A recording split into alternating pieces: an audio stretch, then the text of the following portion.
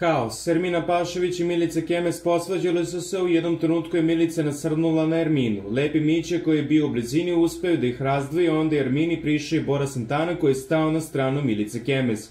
Ti si jedna lopuža i izmišljaš tužnu priču, rekla Ermina. Ja imam familiju i nisam lopuža, nemoj tako da me nazivaš, rekla Milica i nasrnula na Erminu.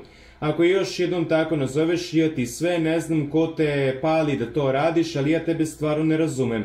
Nemoj tako da nazivaš, nije lepo i znaš da je boli i znam ja odakle ide ova priča i molim te smiri se. Ne možeš tako da pričaš s njom, ona je moja devojka, rekao je Bora.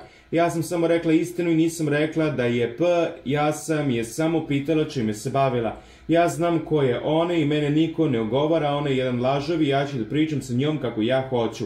Ona je mene izdala ovde 2 puta i napolju ne znaš ti ništa, rekla Ermina. Zbog gnusnih uvreda koje su međusobno izrekle, Milica je završila u suzama jecajući. Nije želela da tome bilo ko od zadrugara prisustvuje, pa izašla iz Bele kuće i osamila se u dvorištu.